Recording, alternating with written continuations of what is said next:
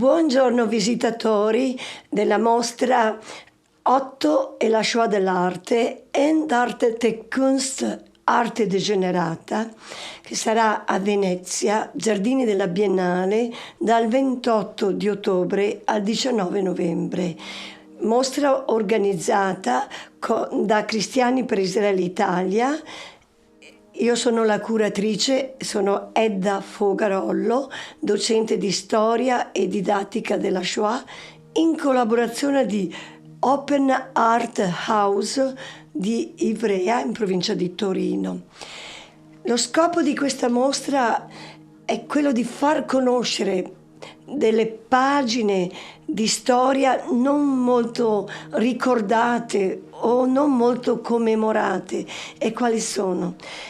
La condanna dell'arte di artisti che non erano amati da Hitler. Iniziamo con delle frasi che lui ha detto all'inizio della salita al potere nel 1933. E disse queste parole, dice: rendersi celebri attraverso pazzie consapevoli, in modo di attrarre su di sé l'attenzione, indica non solo un fallimento artistico, ma anche una lacuna morale. Con queste frasi il Führer annuncia ciò che ha intenzione di fare. Difatti, inizia il rastrellamento di tutte le opere d'arte acquistate durante la Repubblica di Weimar. I musei della Germania e dell'Austria erano ricchi di opere d'arte di questo periodo, di questa avanguardia artistica.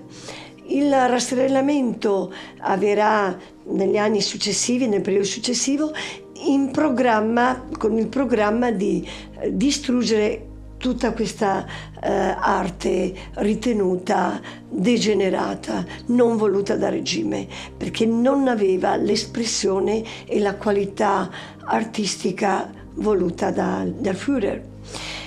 Cosa succederà?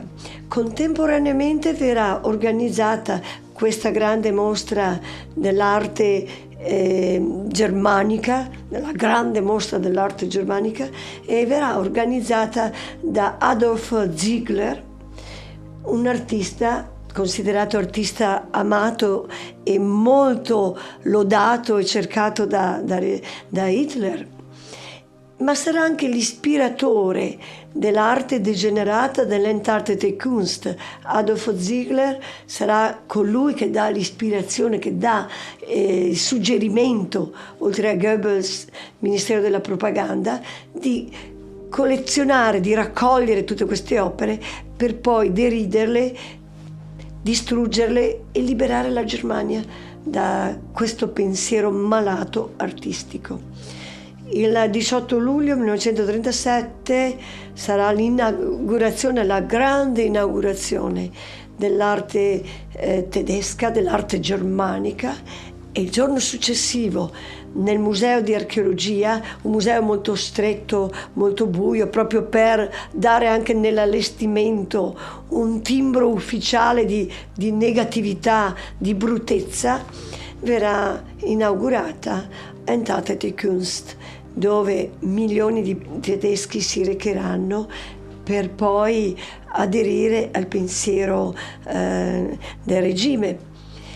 Tra gli autori molto perseguitati, che noi daremo spazio nella nostra mostra, che si realizzerà con 3 obiettivi precisi. Uno, l'esposizione dell'arte degenerata, alcuni autori, perché sono stati centinaia e centinaia. Sono fotografie, documentazione storica, iconografie e documenti del periodo.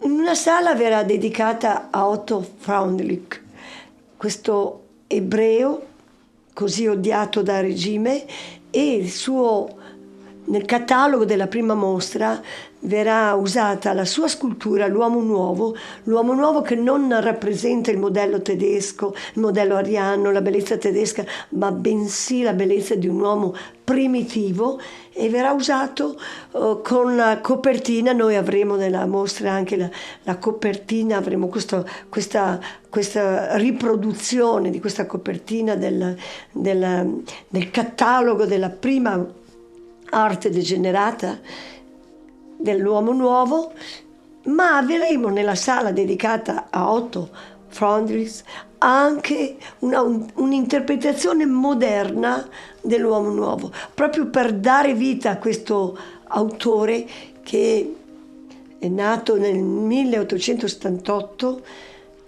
ebreo della Germania, artista non amato da Hitler per due motivazioni: ebreo e un artista dell'arte moderna, e verrà condannato ai campi di sterminio, verrà portato nel mese di marzo, sembra che sia morto circa il 9 di marzo 1943, a Majdanek, dove verrà assassinato proprio il suo arrivo.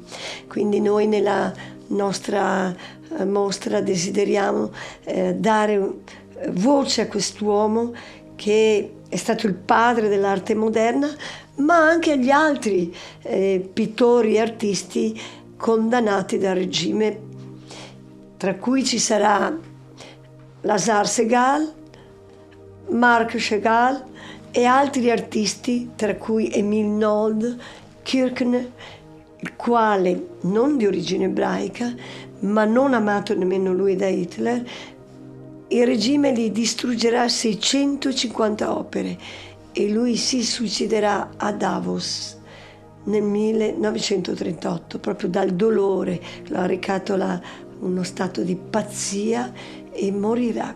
Questo per maggiore conoscenza e comparazione delle due correnti pittoriche, quelle del regime e quella della condanna, una sala sarà dedicata a questa grande mostra germanica, con opere d'arte che sono state esposte e curate da Adolf Ziegler.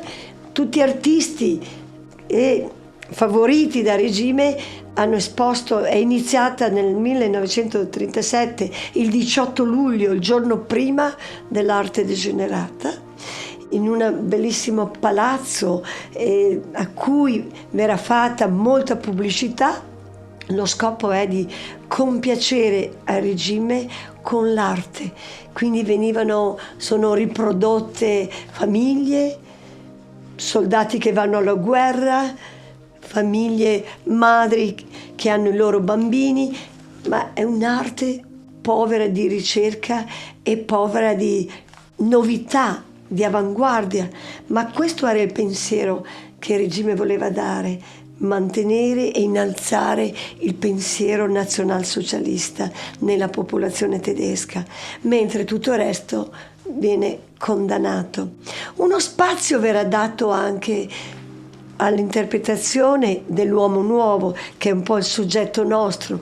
L'uomo nuovo creato da Dio ed esposto nella scultura di Amina Barosi, ma un'interpretazione che daremo lo spazio ai visitatori nell'intelligenza artificiale di poter esprimere, secondo il gusto del cittadino, secondo la cultura del cittadino che visiterà, del visitatore, come viene visto l'uomo nuovo nell'attualità. Quindi la mostra ha tre scopi: mostrare l'arte condannata fino all'arrivo del campo di sterminio di Majdanek per Otto Freundlich, e poi continuare con l'arte compiacente al regime e l'interpretazione moderna di quella che è l'interpretazione dell'uomo nuovo, e come noi cittadini di epoca moderna del 2023 vediamo l'uomo che è stato creato a immagine di Dio, come lo vediamo, quello che sarà l'uomo nuovo nella storia. Io vi invito dal 28 di ottobre al 19 di novembre a visitare questa mostra, dalle ore 10 alle ore 18 orario continuato. L'apertura agli studenti è di lunedì e di martedì, previa prenotazione, ma da questo vogliamo anche mostrare come dal rogo dei libri al rogo dell'arte si arriva al rogo dell'umanità. E questa mostra ha lo scopo di formare e educare a un nuovo concetto di rispetto dell'umanità. Grazie, ci vediamo presto.